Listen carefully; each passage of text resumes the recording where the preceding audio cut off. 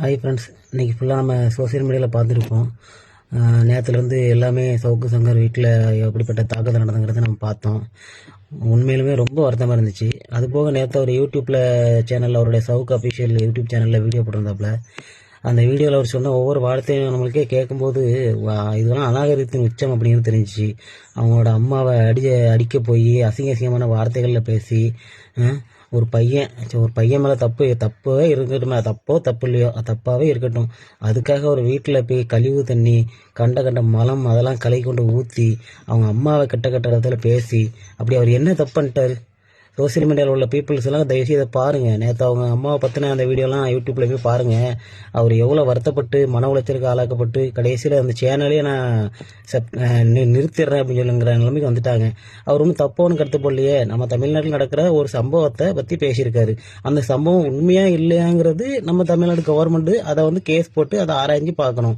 இல்லை சிஎம் முதலமைச்சர் ஸ்டாலினை தனிப்பட்ட முறையில் ஒரு டீம் போட்டு அதுக்கு என்ன நடவடிக்கை எடுக்கணுங்கிறத செய்யணும். அதை விட்டுட்டு சோசியல் மீடியாவில் ஒருத்தன் வீடியோ எப்படி நம்ம ஆட்சியை பற்றி போடலாம் அப்படிங்கிறதுக்காக அவனோட வீட்டில் போய் கழிவு தண்ணியை ஊற்றுறதும் ஒரு ரவுடி சத்தை தூண்டி விட்டு அவங்கள அட்டாக் பண்ண வைக்கிறதும் அவங்க அம்மா அசிங்கமான ஒருத்தர் பேசுகிறது திட்டுறதும் எப்படி நம்ம ஒரு சமூகத்தில் இதை ஏற்றுக்கவே முடியாது. நேற்றுனா அவங்க அம்மா பற்றின வீடியோ அம்மா பேட்டி கொடுக்குறாங்க. அதை பார்க்கும்போது நமக்கு ஒரு கண்ணீர் வருது. ஒரு பெத்த பையனா அவரால் ஒன்றும் பண்ண முடியாமல் அவர் என்ன பண்ணனே தெரியாமல் நேற்று ஒரு வழி இல்லாமல் அந்த சேனலே நான் முடக்கிடுறேன், எனக்கு வேண்டாம்ப்பா, இந்த இதே வேண்டாம், இப்படிப்பட்ட சமுதாயத்தொண்டே வேண்டாம் அப்படின்னு முடிவு பண்ணி நான் கிளம்புறேன் அப்படின்ட்டாப்ல. நேற்று அவர் சொன்ன ஒவ்வொரு வார்த்தையும் நான் கேட்கும்போது எனக்கு உண்மையில கண்ணீர் வந்துச்சு. இப்படி ஒரு மனுஷன் அவர் தப்பாவே பேசட்டுமே, சமுதாயத்துக்காக பேசுறாரு. அது உண்மையா இருந்தால் நீங்கள் தயவு செய்து கேஸ் போட்டு கம்ப்ளைண்ட் போட்டு அவரை ஏற்கனவே அவரை ஜெயிலில் வச்சு 10 நாள் தண்டனை வச்சு அவரை கொடுத்து படுத்திட்டீங்க. இப்பவும் வெளியே அவர் பேசவே கூடாது, அவர் இருக்கவே கூடாது. அப்படி ஒரு மனுஷன் பேசவே கூடாது. அப்போ தமிழ்நாட்டில் சென்ட்ரல் கவர்மெண்ட்ல எது பண்ணாலும் நீங்க தயவு செய்து சென்ட்ரல் கவர்மெண்ட் அப்படி பண்றாங்க இப்படி பண்றாங்க, மணிப்பூர்ல அந்த மாதிரி பிரச்சனை இருக்குது, இந்த மாதிரி பிரச்சனை இருக்குது, பம்பாயில நடக்குது, மகாராஷ்டிரா நடக்குதுன்னு சொல்றீங்க.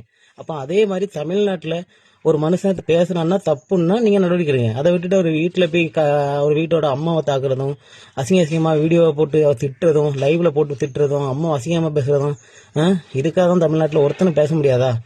இந்த ஆட்சி இப்படியே போய்கிட்டு இருந்துச்சுன்னா நல்லது இல்லை உங்களுக்கு. தயவுசெய்து இதை பார்த்து ஸ்டாலின் சார் தான் முடிவெடுக்கணும். இது உங்களுக்கு நல்லதுக்கு இல்லை, கண்டிப்பாக நல்லது இல்லை. ஒவ்வொரு தனி மனிதனும் பேசணும். உண்மை இருக்கா பொய் இருக்காங்கிறது அவங்க கண்டுபிடிக்க வேண்டியது உங்களோட இது.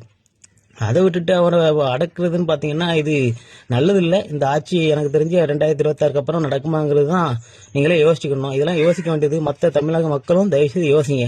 இது எப்படிப்பட்ட அநாகரிகத்தின் உச்சம், ரவுடிசத்தில் தாக்குதலை பார்த்துன்னு அந்த யூடியூப்ல போய் பாருங்க. அந்த வீடியோ பார்த்தீங்கன்னா கண்ணீர் வருது. நான்லாம் நேற்று அழுதுருக்கேன் ஃபுல்லாக பார்த்துட்டு அந்த அம்மாவோட வீடியோ பார்த்துட்டு. இது என்னோட வீடியோ மட்டும் இல்லை, தமிழ்நாட்டில் ஒவ்வொருத்தங்களும் பார்த்தான்னா